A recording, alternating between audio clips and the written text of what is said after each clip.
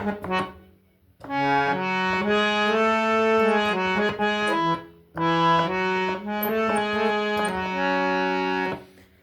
संगीत प्रेमियों को हृदय भाव से स्वागत है। ये आप स्क्रीन लें। पहले हम क्या करेंगे, ये 10 थाट के विषय में थोड़ा समझ लेते हैं। फिर ये एक गाने के बोल हैं, जिंदगी का सफ़र है ये कैसा सफ़र, कोई समझा नहीं कोई जाना नहीं, इसके विषय में थोड़ा समझेंगे। फिर उसके बाद ये 3 सॉन्ग के लाइन के विषय में थोड़ा समझेंगे। संगीत में आपको समझना है कि इसलिए समझना है कि हम संगीत को प्राप्त कैसे करें, हमें क्या क्या सीखना होता है संगीत में, ये आपको ध्यान देना है। तो आप ये स्क्रीन ले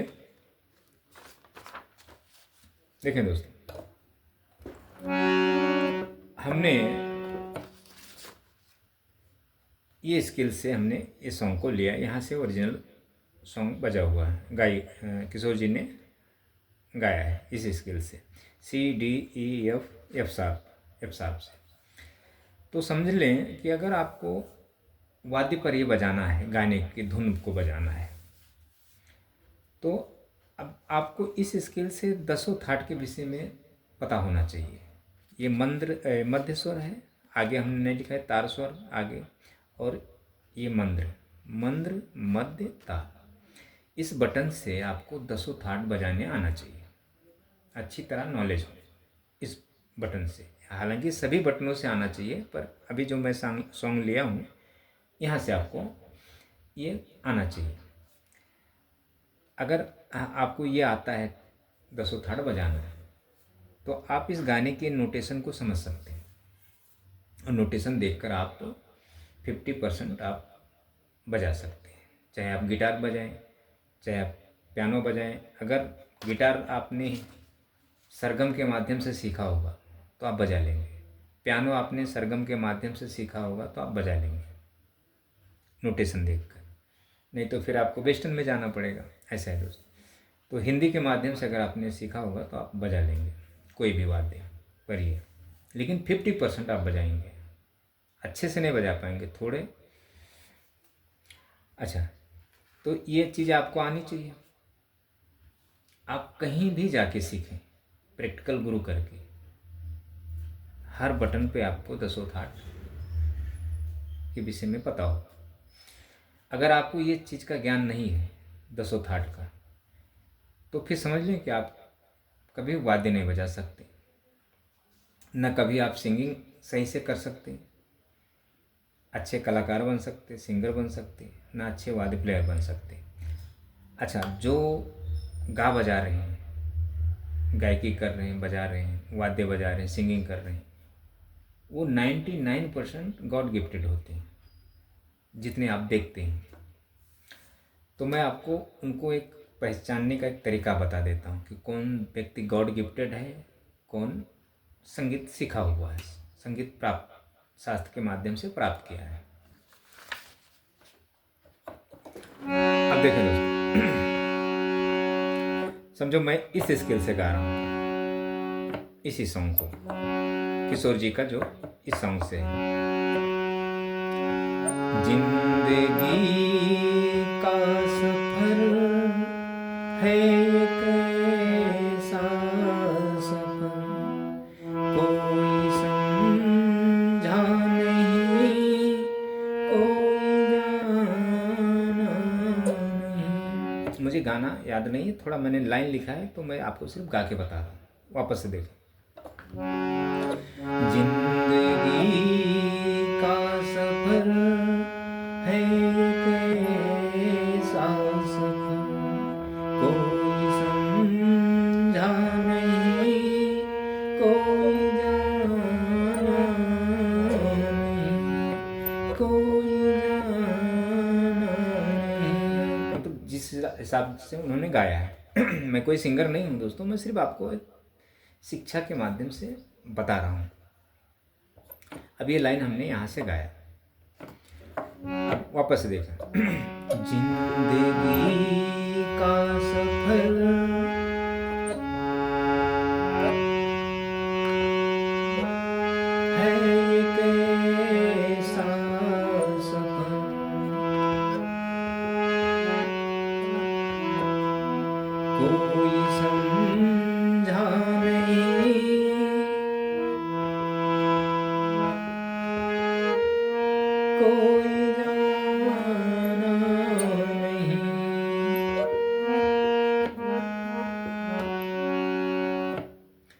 जैसे मैं हमारी वॉइस, हमारी जो आवाज़ है और हारमोनियम की जो आवाज़ है, दोनों 19-20 मैच हो रहा है। तो जो मैं बोल रहा हूँ इस पर आपको सुनाई दे रहा है। गाना किशोर जी ने गाया है, ये मैं यहाँ से बोल रहा हूँ। वही चीज़ों को मैं अपने अंतरात्मा से, कंठ के माध्यम से ये चीज़ें मैं वोकल के माध्यम से रख रहा हूँ, तो आपको ये सुनाई दे रहा है। अब मैं यही दूसरे स्केल से ले लेता हूँ। यहाँ से लिया, यहाँ से ले लेता हूँ। जिंदगी का सफर है कैसा सफर,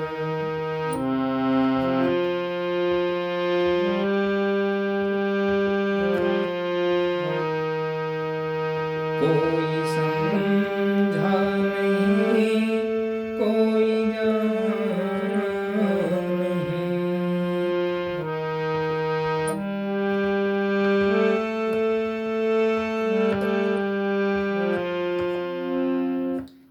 तो हमारी जो आवाज़ है और हारमोनियम की आवाज़ है, तो सेम आपको मिक्स मतलब मैच हो रहा है। तो जो भी मैं गाऊंगा वो चीज़ आपको सुनाई देगा इस पर।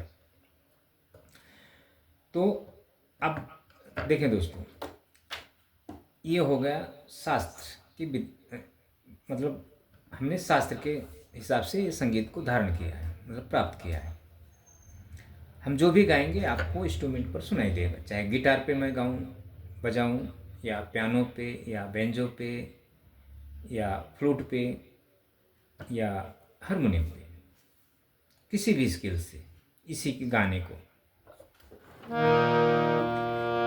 जिंदगी का सफर है कैसा सफर, कोई समझा नहीं, कोई जाना नहीं।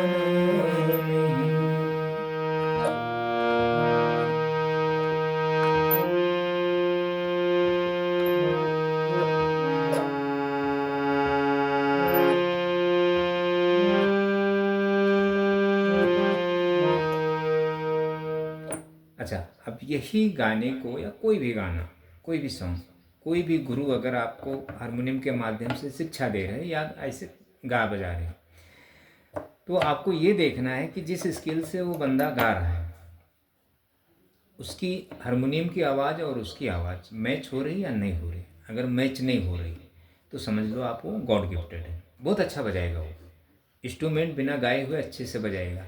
गाएगा तो मेल नहीं खाएगा, तो गॉड गिफ्टेड होते हैं, उन्हें सुरों का ज्ञान है पूरा। तो जैसा सिंगर अभी कोई गॉड गिफ्टेड बंदा जो हारमोनियम बजाता है, उसे वो गायकी नहीं करता, सिर्फ बजाता है।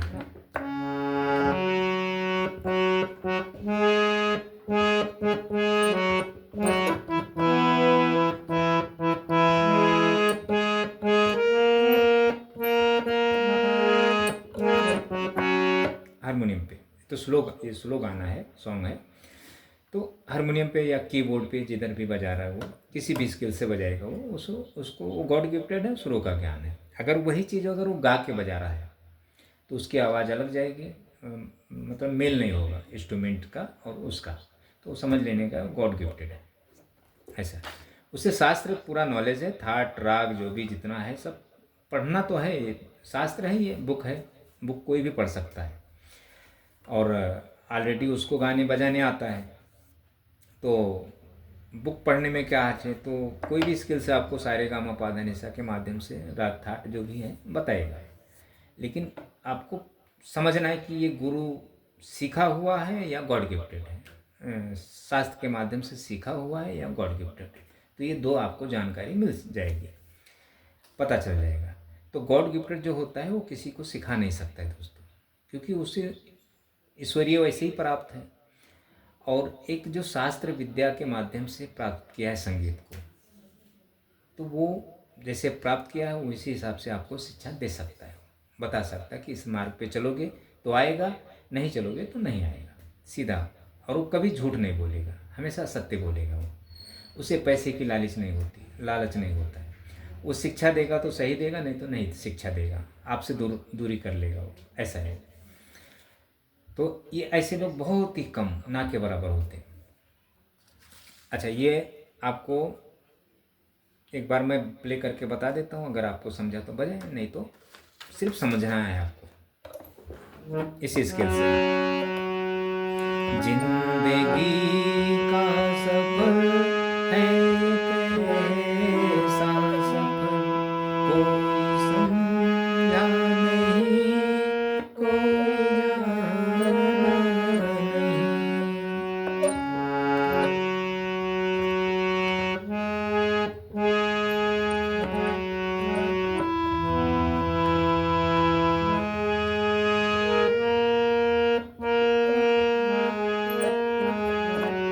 ये पहली लाइन हो गई।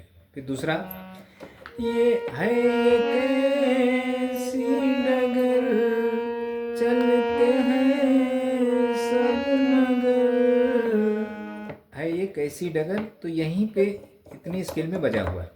तो ये मैंने गाने को सुना नहीं है कि मतलब उनका अंदाज क्या है गाने को, मैं एक सिर्फ शब्द को लिखा थोड़ा ये।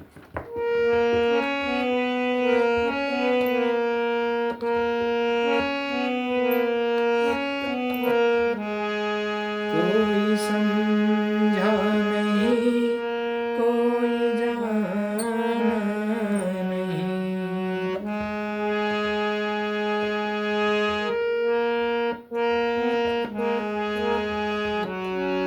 ये मुखड़े की लाइन हो गई। अब मुखड़े के बाद में एक म्यूजिक बजता है, उसके बाद अंतरा बजता है। तो म्यूजिक के बारे में थोड़ा ये देखें, सारे गा पा नी धा, रे गा मा, धानी पा सा। तो इसका ये जरा देखें।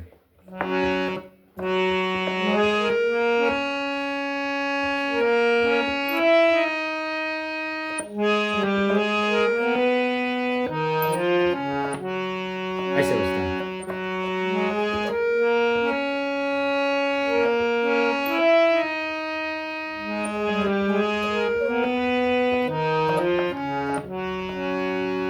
फिर उसके बाद क्या है अंतरे का बोल मुझे ध्यान नहीं है, मैं सिर्फ इतना ही लिखा हूँ, सुनाऊँ थोड़ा। तो ये मैं सिर्फ आपको एक मार्गदर्शन समझाने के लिए ये सब चीज़ें मैं बता रहा हूँ। ये मैं आपको नोटेशन के माध्यम से शिक्षा दूंगा तो आप सीख नहीं पाएंगे।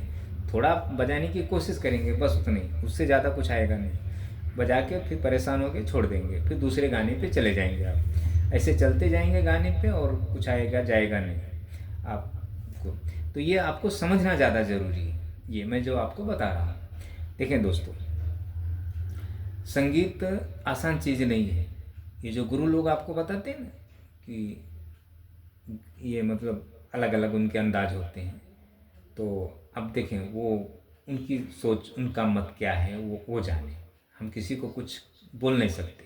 लेकिन जो मेरा मत है, मेरा जो मानना है कि संगीत बिल्कुल आसान चीज़ नहीं है, और संगीत को समझें और गुरु, प्रैक्टिकल गुरु कोई करके ही सीखें संगीत। तो इतना आपको करना है।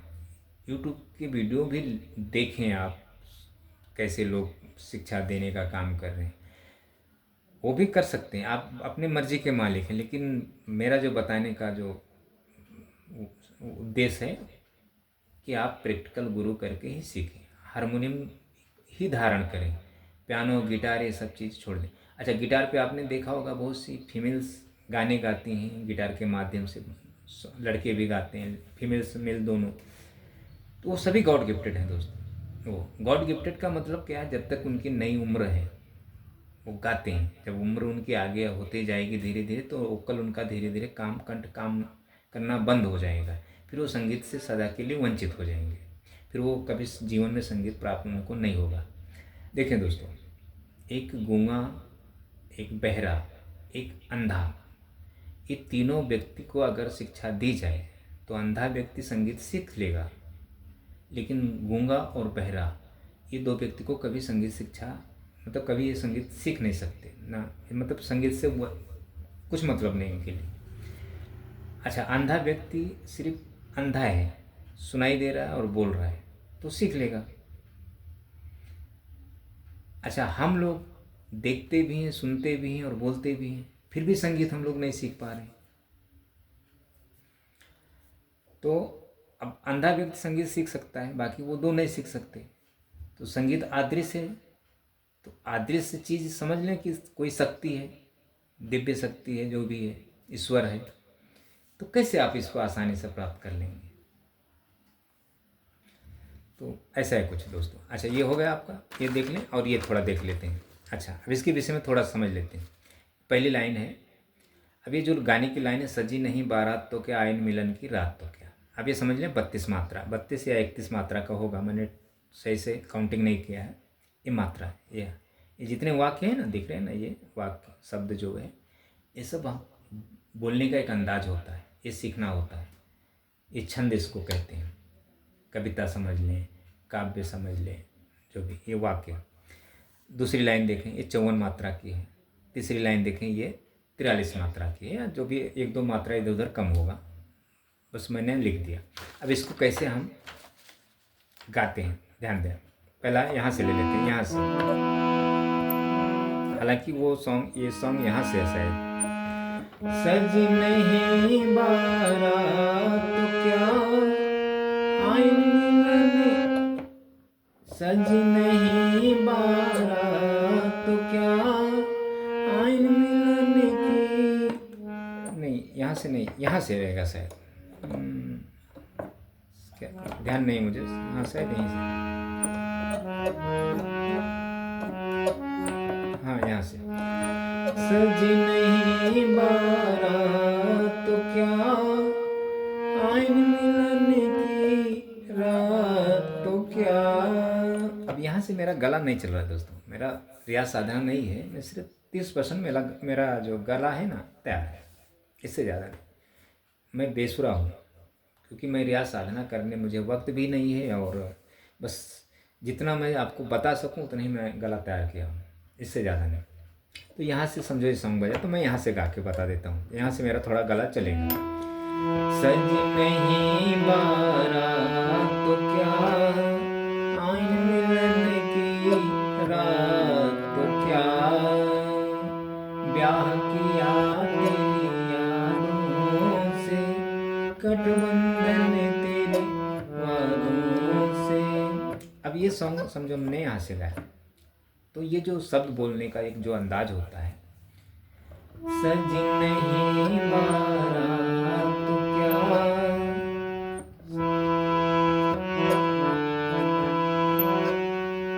आयन मिलन की रात तो क्या।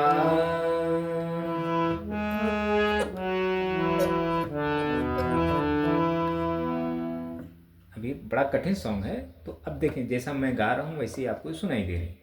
किशोर जी ने यहाँ से गाया है, मैं यहाँ से गा रहा हूँ। अच्छा, किशोर जी की स्किल से, सज नहीं बारात तो क्या, आयन मिलन की रात तो क्या, ब्याह किया तेरी यादों से, गठबंधन तेरी वादों से, ऐसे कुछ है। एक तो यहाँ से, अब यहाँ से मेरा अच्छे से गला तैयार होना चाहिए। अच्छा, ये होगा एक। तो इसकी पढ़ाई की जाती है दोस्तों, ना कि आप गाने को आप सुन लेंगे, रट लेंगे, तो आप इंस्ट्रूमेंट पर वो चीज़ें बजा लेंगे। आप गाने को गा लेंगे, लेकिन आप जो गाएंगे उसका कोई पैटर्न नहीं होता है दोस्तों। आप गा रहे, बहुत अच्छा गा रहे हैं, गॉड गिफ्टेड जितने सब अच्छे गा रहे हैं, एक से बढ़ के एक है, लेकिन उनका कोई पैटर्न नहीं होता दोस्तों। जो सीखा हुआ व्यक्ति है वो उसका पैटर्न होता है जो। अच्छा, अब ये लोग जो प्रचलित हैं, ये पैटर्न में हैं, इनको कोई बताने वाला, इनको समझाने वाला, इनको पैटर्न देने वाले बहुत से लोग, तब ये आज मतलब प्रचलित हैं। आज इनकी जो गाने का जो अंदाज है वो। अच्छा, ये हो गया। अब दूसरा लें, छैला बाबू तू कैसा दिलदार निकला, चोर समझी थी हाँ।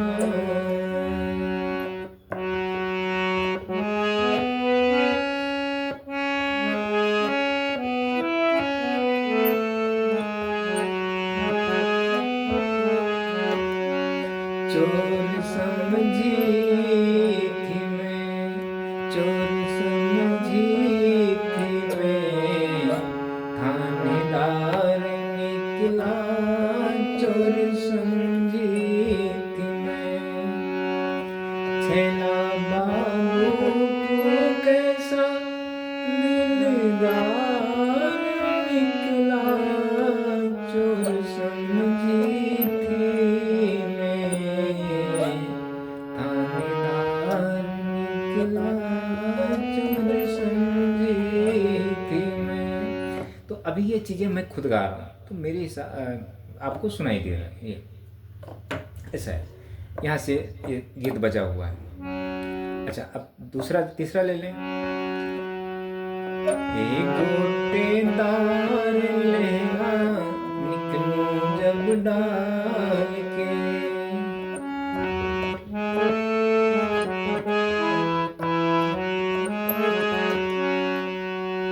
चूड़ियाँ चल जाए तेरी, चूड़ियाँ चल जाए तेरी मतवाली चाल पे,